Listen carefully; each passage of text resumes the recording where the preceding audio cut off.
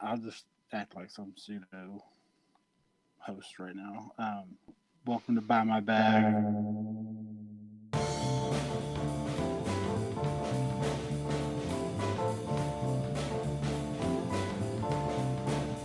All right.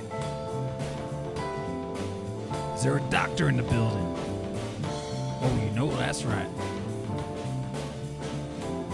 Tcell Crypto is here to talk about Triton, one of the handful of projects in the running to be a decentralized solution of stablecoins here in our world of cryptocurrency.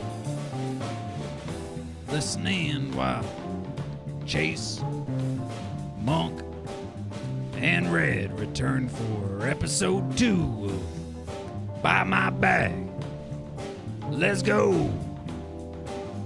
So my name is Tyler Hewlett. I have a PhD in immuno-oncology, and I'm a cancer data scientist. I'm a kind of a director for a small biotech startup back on the East Coast.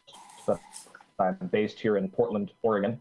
So my name's actually in the technical paper and the Triton white paper. I just kind of, for Google search purposes, I'm trying to not have like my name plastered all over the website and stuff. So I'm public. I'm kind of, I guess, doxing the Tcell, but it's pretty obvious if you're in the Discord who I actually am. So I kind of got into Triton last summer, kind of by accident, where it's just like one of lots of other altcoins that I was flipping on this like Altex trade ogre pipeline, and started talking to the Triton guys. It turns out they all live in my hometown of Portland, Oregon.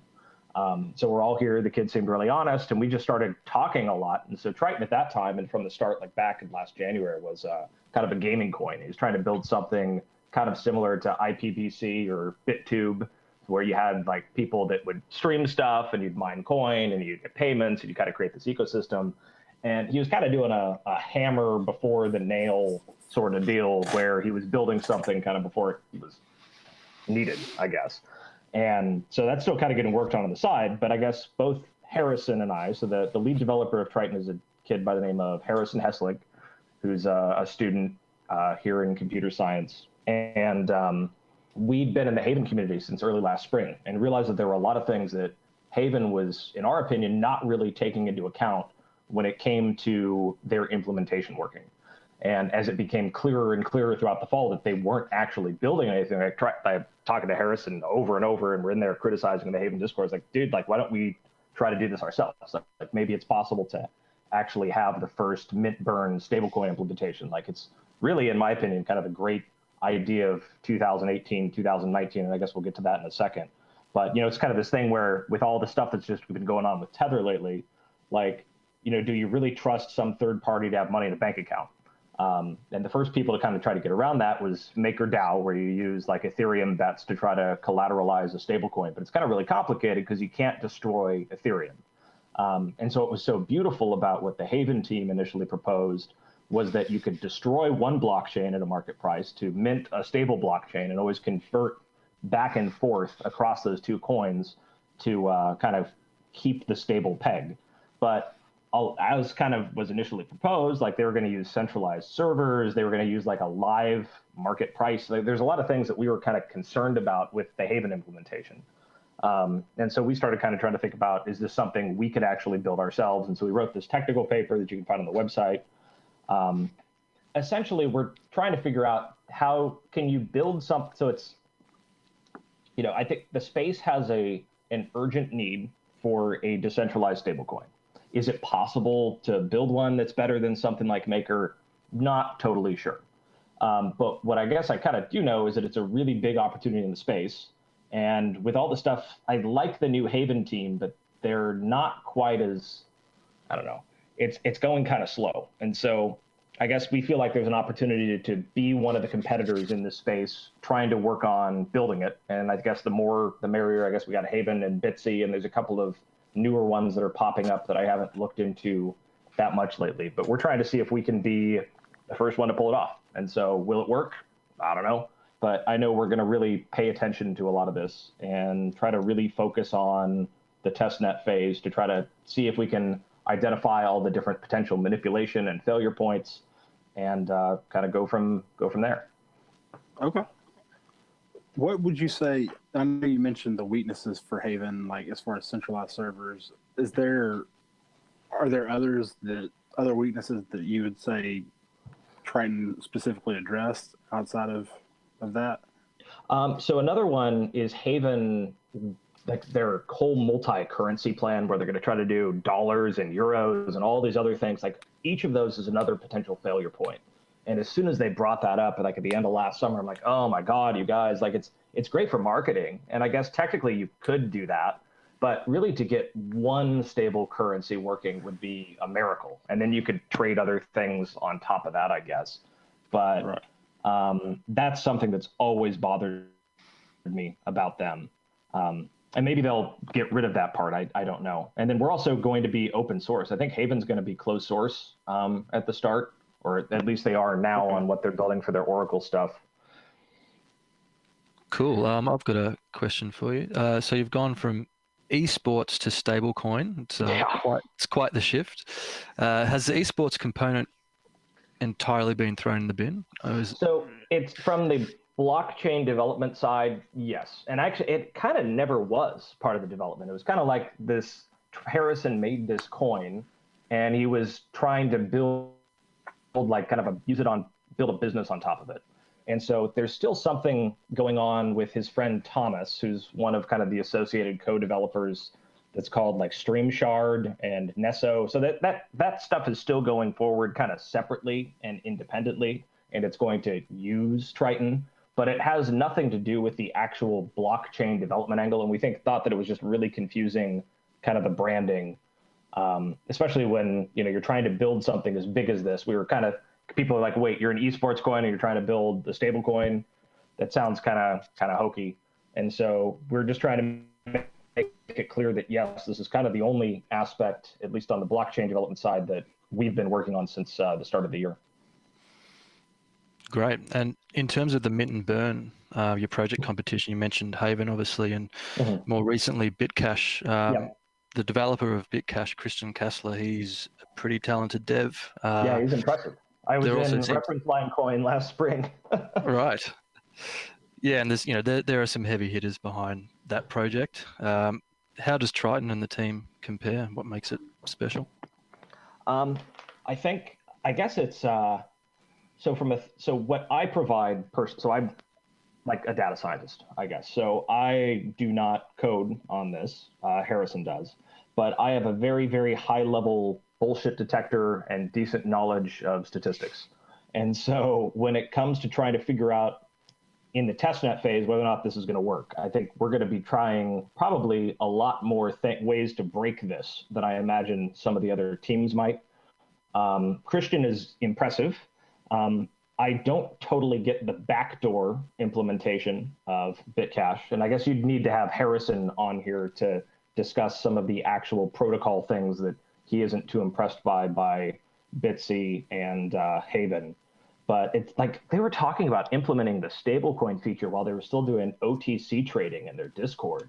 And I don't know, there's just some things about it that are raising red flags for me. But I own Bitcash and I own Haven, and I don't know, there's some new one where someone's trying to claim to build one on like someone's trying to build one on Nano right now or something like that. I forget the name of it.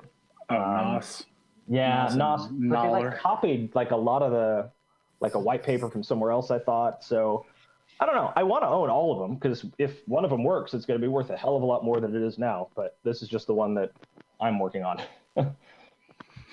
There are many questions regarding the go-to-market strategy for such a stablecoin. Yeah. I mean, an easy one first is what is your strategy to actually establish the stablecoin part? Because it's kind of easy to get the coin part, the volatile coin part listed on smaller exchanges, but how are you going to establish the stablecoin? Right. Yeah. So obviously that's the problem with all these things. They all sound like a great idea until you flip the switch on. And my guess is most of these stablecoin attempts, whether it be us or Haven, it's kind of like a rocket launch where it either starts to work and it's probably okay, or it just explodes and there's hyperinflation and just everything goes wrong. And so obviously we want to make sure that a couple of things are possible, that both, like you mentioned, it's possible to trade the stablecoin somewhere upon launch. And there also needs to be sufficient trading volume on it to matter. And right now, we're doing like $5,000 a day, like a Bitcoin a day on Trade Ogre. Like that's not enough to establish a stablecoin.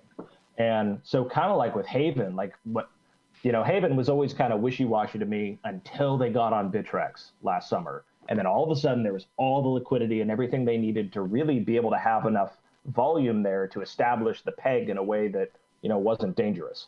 And honestly, we probably need to be somewhere like a Bittrex before going live. And so we're talking about doing a securities declaration and kind of some other things. Like the Bittrex guys are up in Seattle, so we could technically go drive up and try to meet with them. And so we're seriously looking at a Bittrex application later in the year. Does that mean we're going to get it? I don't know. It sounds kind of unrealistic to me, but maybe. Haven guys pulled it off, and we're going to have a lot more than they did at the time of our application. So we're kind of where we're at right now in the development is, so right now it's mostly just a Monero fork that you see. We've had our generation 1 service nodes, which are forked from Loki, on a test net, and we're going to be incorporating those into our blockchain, and they'll be live and paying out half the block reward within a couple of weeks. And at that time, we're going to release our version 2 of the technical paper on the oracles, and we're going to have the Oracle service nodes on testnet. And we're going to try to build kind of like a game system where people can try to play with and try to break the mint burn protocol rather than just kind of swap around and, oh, hey, it works like Haven does. We're going to try to give out rewards and things and try to incentivize people to try to use it and to try to break the damn thing so we can tune kind of the algorithms and things, try to, make sure that it doesn't just all collapse once it goes live. Are there any mechanisms, because I didn't find any in the white paper, in the stablecoin protocol that kind of in the mint and burn protocol that take into account the liquidity situation? Because say I issue a lot of stablecoins, and one day I just decide to switch them all back to Triton. You can crash everything. Exactly, and just cash out. And I will basically, if there's not enough liquidity, I will just destroy the market.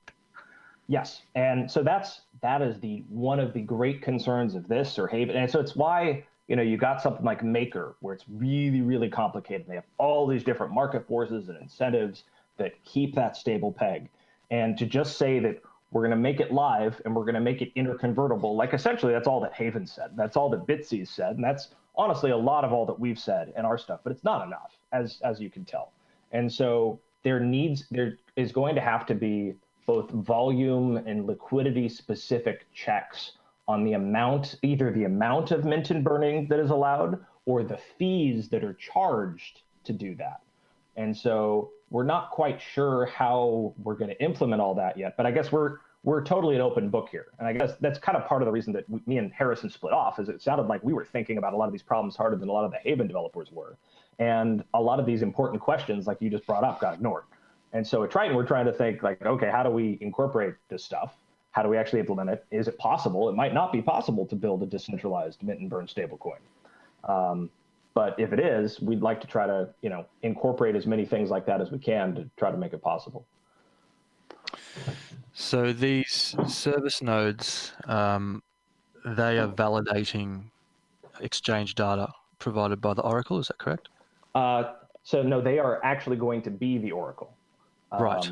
Yeah. So they're going to validate exchange data. They're going to keep kind of a running moving average of trades and volume and some of these kind of liquidity measures that we're talking about and try to incorporate that.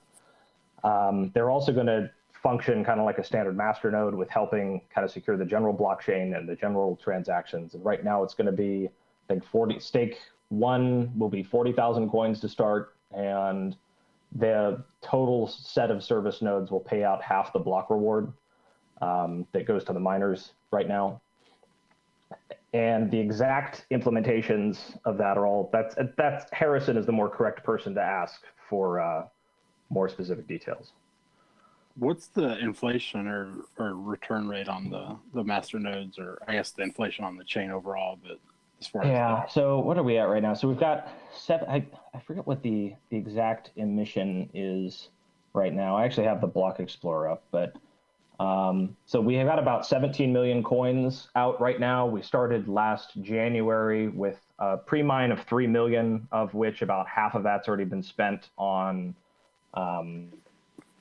block reward, or has already been spent on exchange listings and stuff. None of it is owned personally by the development team. Like, I've never been paid for anything with this. I just bought a bunch last fall and kind of got myself in. Same with Harrison. Pretty much everyone's personal stacks are separate. I had a picture of our curve up. So I've got a picture of our emissions curve up. So I guess it's most is out, like what, within 10 years, 75% is out, which would be, I think there's 86 million total to be mined. But obviously all that kind of goes out the window once the stablecoin protocol gets implemented. So either, you know, each individual Triton is going to start becoming really valuable or a little less valuable on the mining side. And so the current market cap is somewhere around like 500. Yeah, it's like 500,000 US dollars right now. And so as far as the, like, I know there's the stablecoin feature, but outside of that, is there anything Triton's doing to bring value, or is it just kind of a standard privacy coin like a Monero or something like that? Like, is there anything additional that is going on with Triton itself outside of just the stablecoin feature that? Well, so I guess on the pure blockchain side, I think the stablecoin feature is really the unique part that we're bringing. And so there's going to be a lot of open source code on that available that would make it possible potentially for other people to fork off their own stablecoins from what we're building using Monero and the Triton stuff. And so if someone wanted to make one on gold or make one on euros or something like that, they'd be able to do so. I don't know if that answers your question. Sorry. Yeah. I just didn't know if they were looking into any kind of like smart contract capabilities or anything like any additional features for the base blockchain as opposed to just the Gotcha. So we have a community member. I won't say his name because we haven't talked about it publicly, who keeps coming up with really interesting ideas. And he's trying to talk us into trying to build like a multi-collateralization system, kind of like Maker has, where you're able to like take staked Monero or Ethereum or something like that and hold it and kind of add that to the pile of stuff that you can use to collateralize SAO. So maybe we end up using something like that. I don't know. It sounds like extra complexity layers. And then there's, what was I going to say? I lost my train of thought on that. Apologize. No, that's fine. How does Triton, how is Triton funded at the moment? Is it just out of the developer's own pocket? It's just out of our own pocket and the time, I guess. So like I said, there was so out of a maximum supply of 86 million and a current supply of 17 million, there was a pre-mine last January of 3 million to fund the development. Of that, like over about half of it was spent by last summer on a couple of exchange listings and then paying developers to contribute that are no longer on the team. Everyone that's currently on the team is a volunteer. So it's me, Thomas, Harrison, and a new guy. I just know his tag name, Hamlin Dahl. I don't actually remember his real name right now, but he's actually a code developer. So he's going to be helping Harrison out with some of that stuff. Right. And so essentially, we all have bought in our own bags that we have personally. There's still about, I think, 1.4 million or so in the pre-mine that the team has. But that's never been spent. That's like, really, we're going to probably have to spend all of that on like a lawyer to try to apply to Bitrex. That's probably where most of that's going to go. We just sold like 250,000 or something like that for the half Bitcoin for the Qtrade listing. So we're using it appropriately as far as I'm aware so far. Well, congrats on being the first mint and burn project on Qtrade. That's an advantage. Well, it is, but the thing is, I think there's a lot of audience overlap with Trade Ogre, right? Absolutely. I don't think that it's going to do a lot for volume for us right away, unless it ends up being some magical Qtrade season later in the year. But I don't know. I like the list of stuff that they've got there. So I don't know. I think they have a potentially good future. Yeah. How does your roadmap look for the rest of 2019? And is there like a rough estimate within the team of when you would be live, so to say? Yes. Yeah. So there's actually a lot that's going to come down this month. So like I said, the first generation of the service nodes, which is essentially just like the master node feature, is going to be out within the next couple of weeks, as far as I'm aware. So it's already on testnet live. We're just going to at some point in the next week, I think Harrison's going to announce that those will go live, and then we'll have a hard fork date 2 weeks from that. So we'll have the service nodes live. At that time, we're also going to release our second version of the SAO technical paper on the mint and burn, because our thinking on that has kind of grown a lot since the initial technical paper that we wrote. And so we're going to have a much more detailed layout from a technical perspective, exactly how we're proposing to implement this.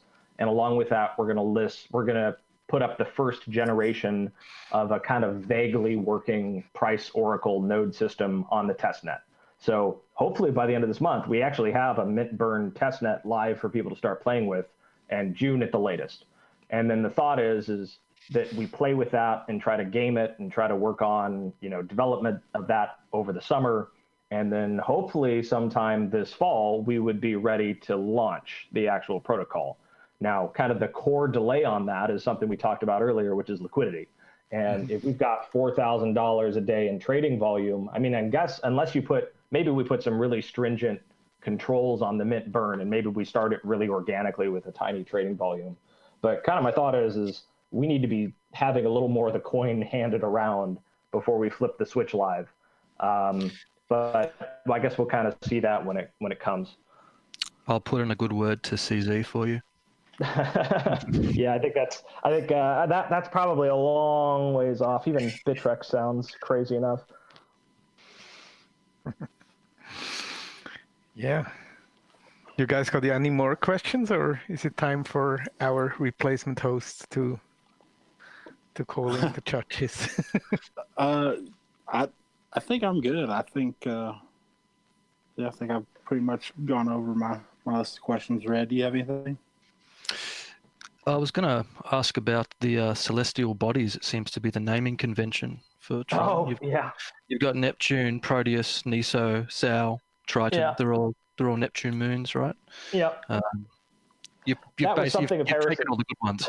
So good job there. That's why Sao got kind of shafted at the end, but it also kind of sounds like Dow. So exactly. I don't know. Yeah, I was thinking that. You kind of like that. And your new design style, the neon 80s, it's making me want to dance. So I like that too. Yeah, I like it. The naming convention.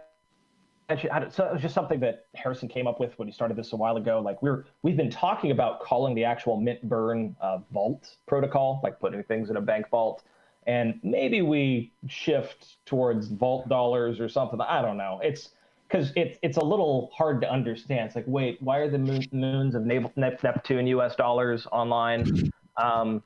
We're kind of discussing that internally, but there's a lot of love for the old name by the core original developers. So that's what it's at right now. But I do like the design too. I wouldn't go with vault dollars just because that would be shortened to VD. Oh, the venereal disease. That's great. Yeah. Yeah, that's funny. All right. Well, I think if nobody has anything else, we'll go to final thoughts on everything. Red, you want to start us off? Yeah, look, I think it's got some merit. I think Haven, Triton has been pretty opportunistic. When everything was falling down with Haven, they sort of jumped in and said, hey, we're going to do this now. And it was good timing. So, I mean, you've got the mint and burn plus the allure of master nodes. It's open source. You've got a doctor on the team. I mean, it sounds pretty cool to me. And I've been on board Triton since it was a eSports company. So we were talking about having your cousin do branding for us, and I ended up having to do it. yeah, he did not call me back. So yeah, sorry about that. But that's all good. Looks like they made the right choice. So thumbs up for me. All right, Monk. Yeah, I like that you've been kind of critical about the possibility to achieve these things. That's, I think, what every crypto project should have as a mindset. We're in an emergent industry here. I like that. I was a big fan of Haven when it first started out. One of the very early miners, and of course disappointed when the project went south. Yeah, I was really sad. I was giving out engraved Haven like aluminum cards to family members for Christmas. Like I was so believed in it. The whole thing fell apart. I am missing. You haven't answered. Haven never answered the question of mine to the liquidity problem of the liquidation of stablecoins. You Right. have an answer. I will be very interested in reading how you actually plan to implement it, and even more interested in seeing how it will actually work out. And in that sense, that's really also a project that I will be following. So that's that from my side. Yeah, I been in it since the ticker was TRIT, or at least I've been loosely following it. I think, there's probably at the end of the day going to be room for more than one stablecoin implementation, like as far as whether it's Bitcash or Triton or Haven or whatever. But I think the first one to solve some of the big issues like the liquidity and things like that will have a very distinct advantage. I'm curious to see how the masternode side of it plays out for Triton. And I think it has, especially considering the current market cap, has potential to be a very solid payoff as far as from an investment perspective. But there's also the low volume that has to be accounted for to an extent. But I think overall, the project sounds like it's headed in the right direction. I'd be a little concerned about just the small team, and because the dev's really young too, right? Yeah, he's pretty young. So he's gets a lot of good advice. Like his dad's a professor at the university here, but he's better at manipulating Monero than the Haven team. But he's also pretty young. And so we're very interested in adding on additional developers, and we've got kind of some rewards and funds set aside for people that want to come on and help code more full time. But I agree that that's a concern and something that we really want to implement, especially as we're trying to, think about some of these issues like liquidity and attack vectors on the mint burn.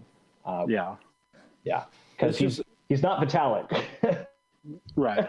He's a little more normal. I think he'll get laid someday. So, as far as 19-year-olds go that you want as a lone developer, it'd be good to maybe have a little bit of help. Yeah, it's just a risk factor. There's going to be those with any low cap coin or any high cap coin for that matter. But I think there's no obvious red flags or anything like that related to it. And so, yeah, I don't see any reason that would keep me from putting any investment into it if it was something that I from just a generic investor standpoint. If stablecoin features were something I was interested in backing with financial power, then right. I think it's pretty solid. So yeah, sounds legit to me. Just keep the dev from getting a girlfriend and should pan out well.